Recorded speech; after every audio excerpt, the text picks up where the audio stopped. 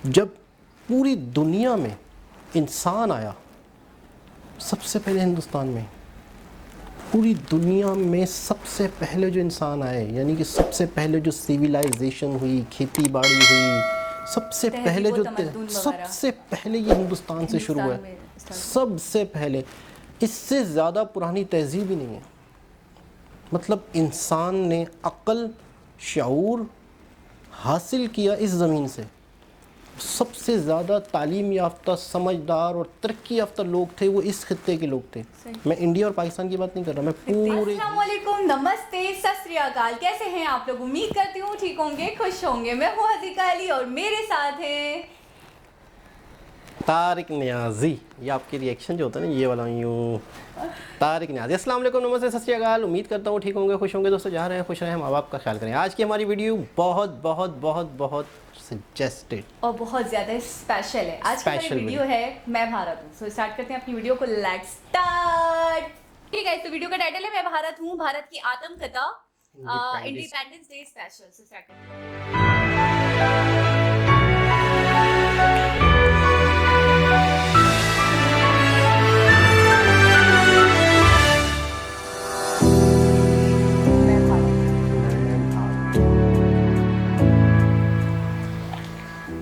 मैं भारत हूँ, मुझे वेदों की ऋचाओं ने जन्मा है। मेरे परिचय के लिए इतना ही पर्याप्त है कि अमृत स्वरूपा गंगा मेरी माँ है।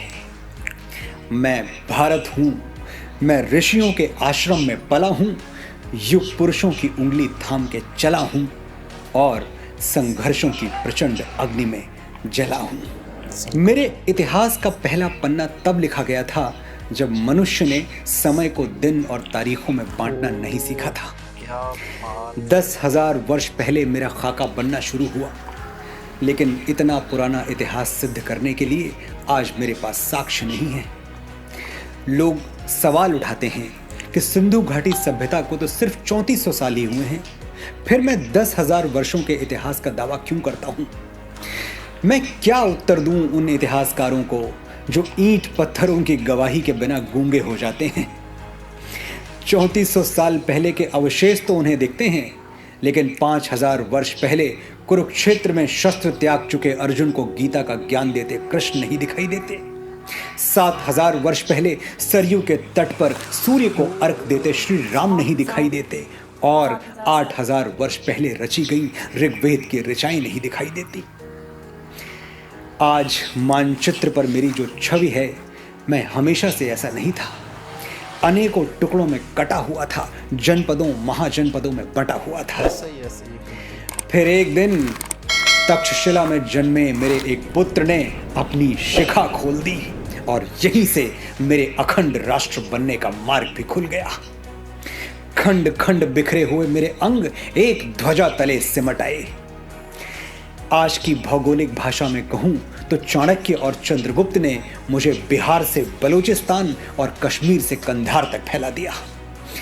मैं अपनी भुजाओं का विस्तार देखकर प्रसन्न था, लेकिन अशोक की वीरता अपने दादा चंद्रगुप्त के साम्राज्य को और आगे बढ़ाने के लिए प्रतिज्ञाबद्ध थी। अशोक ने मेरी सीमाएं तक्षशिला से ईरान तक खींच दी। मेरा विस्तार पूरे विश्व को अचंभित कर रहा था, भौगोलिक और आध्यात्मिक दोनों रूपों में। एक तरफ मेरे हाथों में चमकती हुई तलवारें लहरा रही थीं, तो दूसरी ओर मेरे गले से बुद्ध और महावीर की वाणी गूंज रही थी। सदियां बीतती रहीं, मैं समय के धरातल पर कभी दौड़ा, कभी चला, कभी घुटनों के बल रेंगा, लेकिन रुका कभी नहीं। मुझे कृष्ण के वचन हमेशा याद रहे, कृतम में दक्षिणे हस्ते, जयो में सव्याहिता। यदि मैं सीधे हाथ से कर्म करूंगा तो मेरे उल्टे हाथ में विजय अवश्य होगी। कर्म योग के सिद्धांत पर चलता हुआ मैं वैभव और संपदा के शिखर पर जा पहुंचा। मुझे सोने की चिड़िया कहा जाने लगा और मेरी चमक सुदूर देशों में बैठे लुटेरों और आक्रमणकारियों को लुभाने लगी। मैसिडोनिया का वो राजा सिकंदर महान जिसकी सेनाएं विश्व विजय पर निकली थी, वो पर्शिया और गंधार को अपनी शमशीरों से चीरता हुआ मेरी सीमा में दाखिल हो गया। सिकंदर दुनिया का बहुत बड़ा भूभाग जीत चुका था और मुझे जीतने ही वाला था कि मेरा वीर पुत्र पंजाब का राजा पोरस उसके पागल घोड़ों के आगे दीवार बन के खड़ा हो गया। यूनानी इतिहासकारों ने लिखा कि पोरस हारा, सिकंदर विजयी हुआ। लेकिन अफसोस, मेरे इतिहासकारों ने कभी इस झूठ को चुनौती नहीं दी, कभी पूछा नहीं यूनानियों से कि अगर सिकंदर जीता तो फिर खाली हाथ भारत से वापस क्यों गया।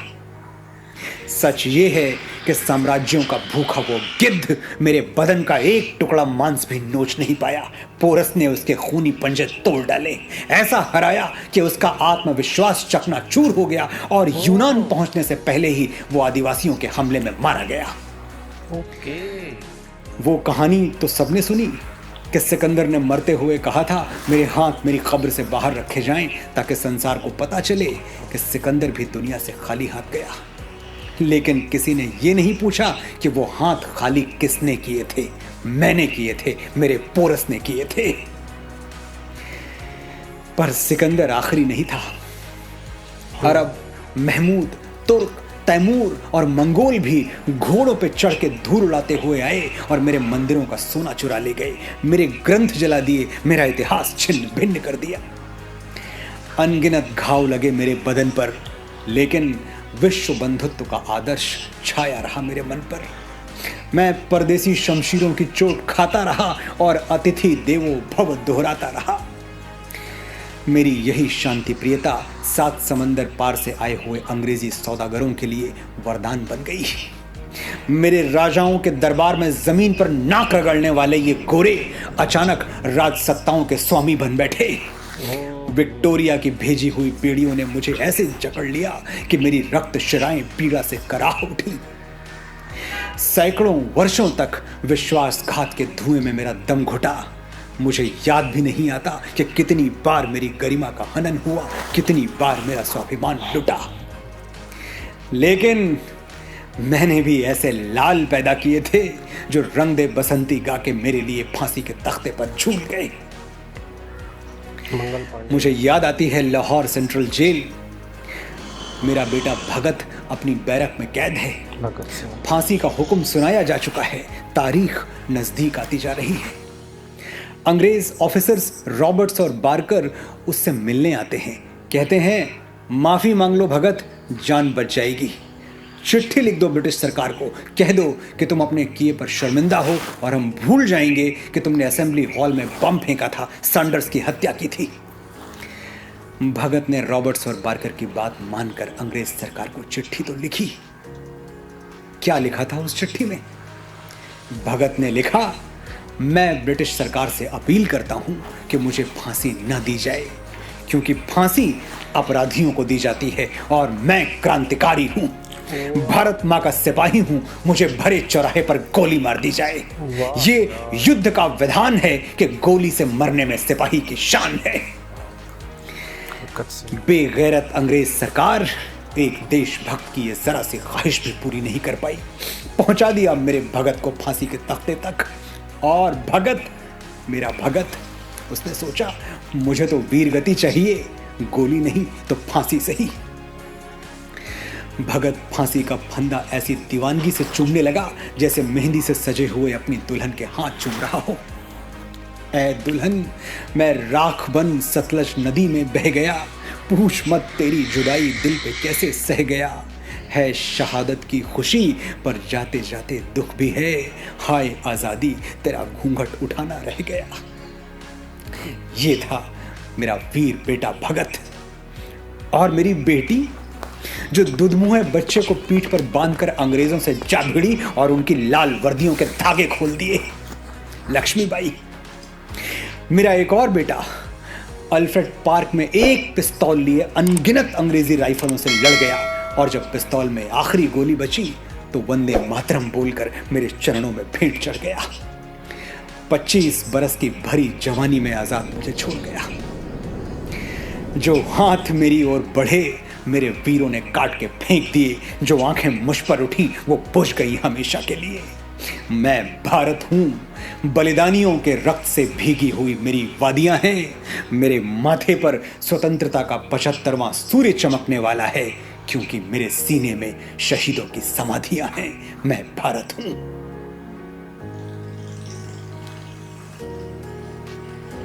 बहुत ही खूबसूरत अंदाज, बहुत ही बेहतरीन अंदाज से जो उन्होंने एक पूरी हिस्ट्री बताई खोल कर रख दी। और मैं कहता हूँ कि अच्छा आपने इनका पैशन देखा, तो इनका जज्बा देखा था बात करने का। कोई भी मतलब देख कर ही ऐसा लग रहा था कोई भी बहुत मतलब इमोशनल, बहुत ही जज्बाती और अपनी चीज़ को लेके, अपनी बात जो कर रहे थे अपने देश को लेके, उनकी फीलिंग से जाहिर भी हो रहा था वाकई।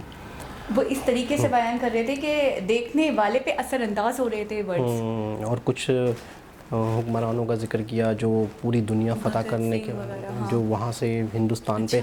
अच्छा ये वहाँ तक का इन्होंने जिक्र किया है जब तक अंग्रेज़ थे, उसके बाद से जब आज़ादी हुई, अंग्रेज़ों से आज़ादी हुई, वहाँ तक का नहीं आए थे, बस अंग्रेज़ों तक के आए थे कि अंग्रेज़ों ने भी मतलब इंडिया, हिंदुस्तान जो है एक ऐसी जगह ना मतलब बार बार जो वो ये कह रहे थे कि मतलब मुझे बार बार नुकसान पहुंचाए, तो अंग्रेज़ों के ज़माने के बाद तो ये आज़ादी हो गए, आज़ाद हो गए बिल्कुल। तो कोई भी नहीं, तो मैं बता रहा हूँ कि उसके बाद भी जंगें भी हुई, पाकिस्तान के साथ भी रहा, इनके साथ, चाइना के साथ भी रहा। तो नहीं थी ना हुकूमत, तो अब इनकी ही है। हाँ लेकिन लेकिन यहाँ बात हो रही थी पूरे हिंदुस्तान की। आपको पता है पूरी दुनिया जो है ना, हज़ारों साल पहले ये जो हिंदुस्तान की ज़मीन है, तो ये टुकड़े टुकड़े थी, अलग अलग था, फिर ये सिपटा है।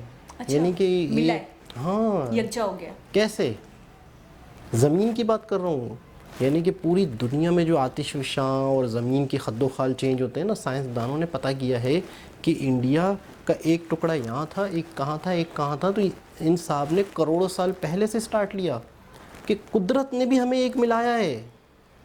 नहीं समझी अभी भी आप? मैं समझ गई। वो खित्ते जो अलग अलग थे वो जुड़ गए। बरे आज़म, अच्छा कुछ बरे आज़म उधर था, मतलब ये शक्ल जो नक्शा हो ना मैप का दुनिया का, ये नहीं था, जुड़ा हुआ नहीं था। अब ये इस तरह से नहीं था, हाँ। इस तरह से नहीं था, चेंज हुआ। लेकिन ये कि जब वो चेंज हुआ तो उस चेंज में बाकायदा इंडिया के कुछ हिस्से इधर से आए, कुछ उधर से आए, तो बाकायदा ज़मीन की बात हो रही है। मैं हाँ, कुदरती जो नीचे से नेचुरली जो होता है, तो यहाँ से स्टार्ट किया था इन्होंने ये बात कि कुदरत ने भी अगर हमें जोड़ा है, मतलब इस बात को लेके बलूचिस्तान तक और यहाँ तक जो पूरा हिंदुस्तान मतलब था। हाँ, ये जो रिलीजन है ये बहुत पुराना है, बहुत हज़ारों साल, हज़ारों 8-8 10-10 हज़ार साल पुरानी इनकी लैंग्वेज है, भगवत किताबें हैं, और यहाँ की इनकी जो महाभारत, इनकी जो कथा है वो हज़ारों साल पुरानी है। ये बाकायदा यहाँ अभी भी तो थोड़ा सा आपने देखा नहीं था वो लैंग्वेज में कोई और, मुझे लग रहा था कोई और लैंग्वेज थी उसके अंदर लिखा। भगवत है, भगवत गीता जो है, हाँ।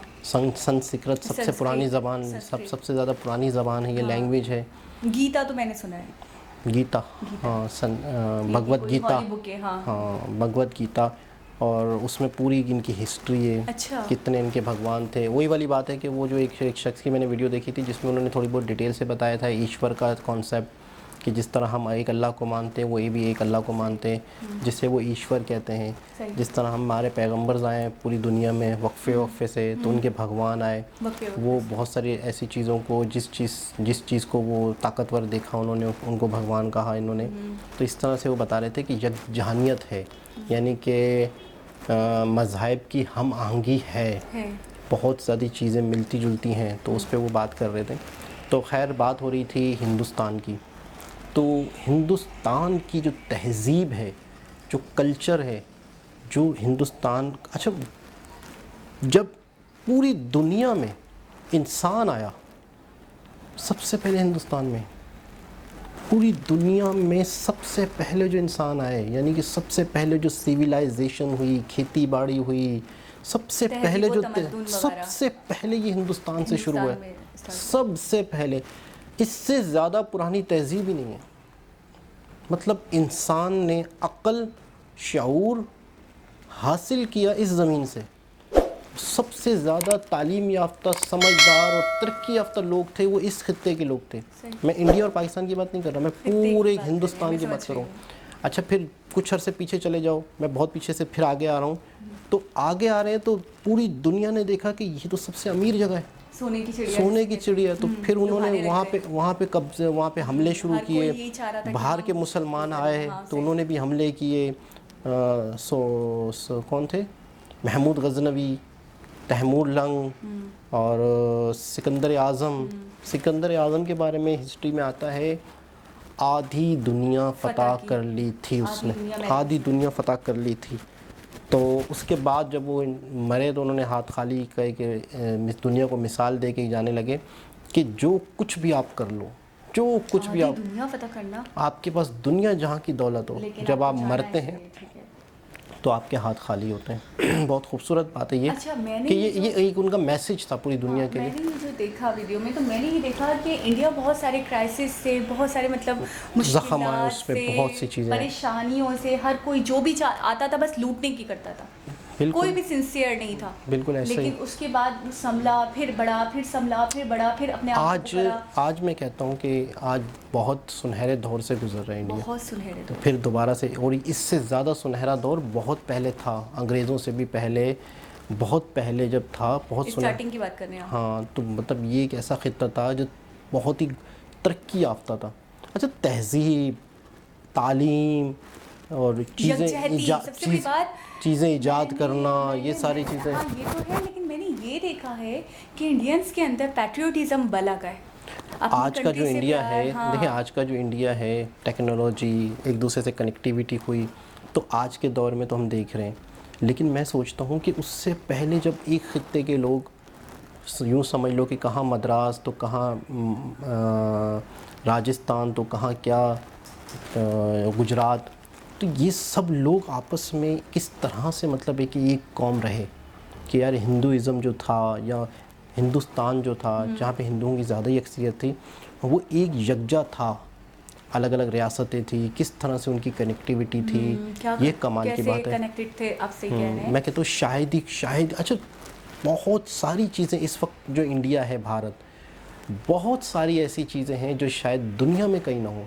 मिसाल के तौर पे कौमें, लैंग्वेज, तहजीबें, कितने तरह के लोग हैं, कितने तरह के लोग एक साथ रहते हैं, किस तरह का रंग व नस्ल है, लेकिन सब अपने आप को कहते हैं इंडियन है, सब अपने आप को फख्र करते हैं कि हम इंडियन हैं, हमें फ़ख्र है। हमारे सब्सक्राइबर में मुस्लिम्स भी हैं, और मुस्लिम्स भी कहते हैं कि हमें फ़ख्र है, हम इंडियन हैं। आपने नोट किया, एक आपने अभी कुछ दिन पहले वीडियो में जिक्र किया था कि अक्सर वीडियोस में मुस्लिम हमें दिखते हैं, जैसे रोड्स की वीडियो होती हैं, स्टेशंस की होती हैं, तो जिसमें आपको अबाया में लड़कियां नज़र आई तो आपको हैरत होती है, तो कोई हैरत की बात नहीं है। शायद मैंने आपको बताया भी था या नहीं बताया था कि जितनी आबादी पूरी पाकिस्तान की नहीं है, उससे ज़्यादा इंडिया में मुसलमान हैं। अच्छा। इससे ऐसे आइडिया लगा लें कि 25-30 करोड़ मुसलमान हैं इंडिया में। पाकिस्तान की आबादी इतनी है, पाकिस्तान की आबादी में सब शामिल हैं। उनकी अपनी आबादी 1 अरब 30 करोड़, उसमें 25-30 करोड़ मुसलमान हैं। हमारी टोटल आबादी इतनी है। इंडिया कितना बड़ा है इससे अंदाज़ा हो गया होगा आपको, 1 अरब 30 करोड़ और सवा अरब समझ लें इंडिया की आबादी, और उसमें मुसलमान कितने और पाकिस्तान की आबादी टोटल कितनी, इससे आइडिया लगा लें। और फिर उसके बाद उसको ऑर्गेनाइज तरीके से चलाना। पाकिस्तान से ज़्यादा अगर मैं रफली बोलूँ तो मुस्लिम ज़्यादा, बिल्कुल टोटल मुस्लिम पाए जाते हैं, उससे कहीं ज़्यादा इंडिया में है। उसकी वजह बहुत बड़ा है इंडिया, बहुत राज्य, बहुत ही स्टेट्स, बहुत ही सिटीज, और हर जगह फैले हुए हैं। आप ये कह रहे हैं कि कोई एक स्टेट नहीं, कहीं पे ज़्यादा है, कहीं पे कम है, लेकिन एक यूनिटी के साथ रहते हैं, एक मुत्तहिद इत्तेहाद है उनका। और आज अच्छा एक बात मैं बताऊं आपको, एक शख्स से मेरी बात हो रही थी तो उन्होंने जिक्र किया था हमारे पाकिस्तान में हमारे पर लड़ने की बहुत सारी वजूहत हैं। कैसे? सबसे पहले तो आ जाए पठान, सिंधी, महाजिर, पंजाबी। मैं तो महाजिर हूँ, मैं तो पंजाबी हूँ, तो उसको मार रहा है, उसको मार रहा है, ठीक है, सिंधी आ गए, ठीक है भाई, ठीक है। अच्छा, अब ये तो सिर्फ एक बड़ी कौमें आई। अब सिंधी के अंदर आ जाओ आप। सिंधी के अंदर भी, सिंधी के अंदर खास खेली, सूमरो, तू फलाना सिंधी, ये सिंध वाला सिंधी, तू फलाना सिंधी, उनमें आपस में अलग, ठीक है। अब सुने, महाजिर में आ जाओ, तुम फलाने वाले, तुम फलाने है नहीं है, तुम बिहारी हो, तुम तो महाजिर महाजिर के अंदर भी महाजिर ना, के अंदर जैसे फलानी आफाक वाले तो मुत्तहिदा वाले तो फलाने वाले पीएसपी वाले, उनके आपस में भी अच्छा, कौमें भी, पार्टीज के वाले भी कौमों के सही, हवाले से भी, तो वो फलानी कौम का तो वो फलानी कौम का, ठीक है। अच्छा बलोचों में भी है, सब में है, ठीक है। भी कौम से हट जाते हैं अब आ जाओ मज़हब पे। सब मुसलमान हैं, फ़र्ज़ करते हैं नहीं नहीं नहीं, मैं देवबंदी हूँ तो मैं अहले अहले तशी हूँ तो मैं ये ठीक हूँ, ठीक है। अच्छा भाई ये हो गया। अब उसके बाद इलाकों के ऊपर आ जाता है, मज़हब के ऊपर आ जाता है, ख़ानदानों के ऊपर आ जाता है, तुम किस कौम के। तो हमारे पास हज़ारों वजह हैं लड़ने की। आज हमारी, मैं कहता हूँ, नाकामी की वजह सबसे बड़ी वजह ये, हम एक कौम नहीं है, हम एक दूसरे को ही नहीं पसंद करते। सबसे बड़ी बात तो ये है बिल्कुल कि मतलब उर्दू स्पीकिंग बलूचियों को नहीं पसंद करते, बलूची सिंधियों को नहीं पसंद करते, सिंधी पठानों को नहीं पसंद करते, उर्दू स्पीकिंग अच्छा को वो कहते हैं उर्दू स्पीकिंग किसी का तो ने कोई भी, रोल ही नहीं मैं है। कहता हूँ, मैं बिल्कुल सच बता रहा हूँ, बिल्कुल सच बता रहा हूँ, मैंने बहुत टाइम हो गया जब मैंने शायद सुना ही नहीं है कि भाई कौन है आप सब। अगर किसी ने कहा हो कि यार हम पाकिस्तानी हैं, एक दिन होता है 14 अगस्त का, उस दिन सारे पाकिस्तानी, उस दिन पाकिस्तानी बनते हैं और बाजे बजते हैं पू। अच्छा मुझे तो एक चीज़ ये समझ नहीं आई कायदे आज़म। कि यार ये बाजे बजाना कहाँ से, मतलब हाँ ये खुशी का इज़हार, मतलब शोर करना, हाँ, खुशी का इज़हार करना। बाजे इतने बड़े बड़े बाजे बजा रहे हैं। पहले तो नहीं बजाते थे, पहले खुशी नहीं होती थी, अब खुशी आ गई एकदम से। एडवांस तरीका खैर, निकाला है ये, नया इंग्लिश तरीका। तो एक आज 15 अगस्त, सबसे पहले तो हाँ उसके लिए आप लोगों के लिए बहुत मुबारक हो, कॉन्ग्रेचुलेशन है, और बहुत बड़ा दिन है, बहुत ही खुशियों का दिन है। पिछले दिन वीडियो ने तो समझे हमारा, पिछले दिनों हमने भी 14 अगस्त समझो सेलिब्रेट किया, तो समझो आज आप लोगों का 15 अगस्त। बिल्कुल, और ये वीडियो जो है मुझे लगता है इसी से रिलेट करती है, बिल्कुल, और इसने मज़ा दुबाला कर दिया होगा मेरे लेकिन हिसाब वैसे एक है कि बहुत कुछ हकीकत भी हमें इससे पता चली, बहुत कुछ चीज़ें भी पता चली, और इस शख्स का बोलने का अंदाज कितना ज़्यादा, बहुत मतलब खूबसूरत तरीके से। मैं ये कह रही हूँ कि हर इंसान ऐसे ही है अपनी कंट्री को लेकर, इंडिया के हर इंडियन, मतलब मैं वही तो बता रहा हूँ, हमारी मुस्लिम हिंदू ये तो साइड में जाने, हमारी नाकामी की वजह ही यही है कि हम एक कौम नहीं है और इंडिया एक कौम है। यार मैं सोचता हूँ हमारे यहाँ तो चलो 5-6 हैं, अच्छा मेरे पास इतनी कौमें हैं, इतनी कौमें, उसके बावजूद भी उनके में एक का। मैंने जब फर्स्ट टाइम सुना था कि सारे मिलकर रहते तो मैं हैरान कि मैंने कोई इतने राज्य, इतनी स्टेट्स, फिर शहर, इतने सारे, फिर कौमें, इतने एरियाज होंगे, कितने डिफरेंट एरियाज तरह से वो एक कौम बन के रह रहे हैं, उनको एक अच्छा असल में उनके पास तो फसाद की ज्यादा वजूहत होने। अच्छा लैंग्वेज भी अलग अलग, हमारी तो चले फिर भी रस्म रवाज भी अलग, हमारी नेशनल लैंग्वेज सिर्फ उर्दू है। मैं बताऊं कि सबसे पहले आपको एक सोच, आपको एक कौम क्या बनाती है, एक कौम कैसे बनता है, मतलब है कि बहुत सारे गांव के लोग हैं भाई, सेम एक सोच हो, सेम नजरिया, उनका एक मकसद हो, आपकी एक सोच रहेगा कि आप इस सोच पे चलेंगे, एक राह, एक मुद्दा हो, एक स्लोगन हो, एक मकसद हो कि हमारा ये मकसद है, हम ये कौम है, हमने ये करना है। अच्छा फिर उसके बाद बेशक हम अलग अलग हैं, लेकिन एक पॉइंट पर हम एक हुआ करें तो तरक्की है।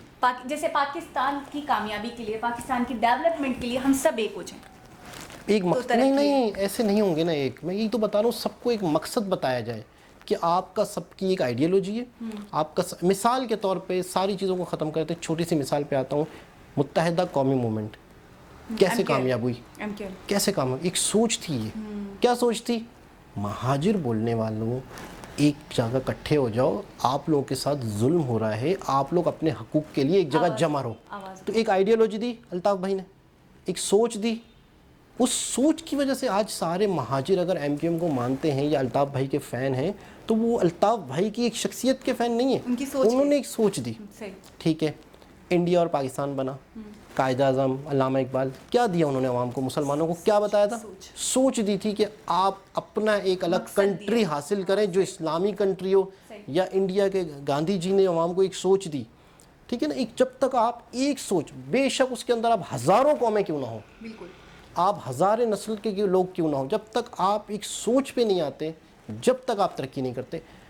बाखुदा मुझसे कसम ले लें, इस वक्त पाकिस्तान में कोई एक सोच नहीं है, पाकिस्तान में एक सोच नहीं है। हज़ारों लोग ऐसे हैं जो पाकिस्तान की हैसियत उनको पता है, पाकिस्तान के हालात उनको पता है, मोहब्बत नहीं करते। इन हालात की वजह से, बहुत सारी चीज़ों की वजह से। अच्छा फिर हर शख्स अपने आप को पंजाबी समझता है, सिंधी समझता है, कौन है जो अपने आप को पाकिस्तानी समझ रहा है? नाकाम क्यों है हम एक सोच पर नहीं है। पहले तो हमें एक सोच समझना होगा पहले, अच्छा फिर एक सोच देने वाला एक बंदा हो, एक शख्सियत हो, एक जमात हो, एक कोई हुकूमत हो, कुछ भी हो, वो सबसे पहले एक सोच दे आवाम को। अच्छा मैंने ये भी देखा है आपकी इस बात से मेरा थोड़ा मुझे याद आया कि हर इंसान ना अपनी 1.5 ईंट की मस्जिद बना यही बात, मतलब मैं बताऊं, बिल्कुल बिल्कुल। जैसे महाजिर जो है वो सिंधी को बुरा समझ रहा है, गंदा समझ रहा है, सिंधी महाजिरों को कह रहे हैं कि पता नहीं ये कहाँ से आ गए, इनको तो निकाल बाहर करो, इनका तो पाकिस्तान नहीं था। यही चीज अब बलूच कह रहे हैं कि हमें हमारे हुकूक नहीं मिल रहे, हमारे साथ गवर्नमेंट गलत कर रही है, हमें तो अपना समझते नहीं है। तो मतलब सब क्या कहेंगे, मुंतशिर हो चुके हैं। मैं कह रहा हूँ ना बढ़ चुके हैं। जब तक आप सब ये नहीं सोचेंगे कि पाकिस्तान हमारा है, एक पेज पे नहीं आएंगे तो तरक्की होगी ना। तरक्की होगी जब सब, अच्छा मिसाल के तौर पे कराची उर्दू स्पीकिंग का है, मिसाल देते हैं, तो यहाँ पर इतने लोग आके मजदूरी, अच्छा बिल्डिंगें कौन बना रहा है? उर्दू स्पीकिंग बनाता है? नहीं बनाता। हर शख्स एक दूसरे की ज़रूरत है। बिल्कुल। बिल्डिंगें बनाने वाले पठान हैं, मजदूर हैं। यहाँ पे कोई आप मुझे उर्दू स्पीकिंग दिखा दे, बर्फ़ बेचता हो, कौन बेचते हैं? कचरा कौन उठाते हैं? मिसाल दे रहा हूँ कि हर काम, एक शहर होता है, एक मुल्क होता है, वहाँ पे हर कौम अपना अपना हिस्सा डालती है, तो हर कोई एक दूसरे की ज़रूरत है।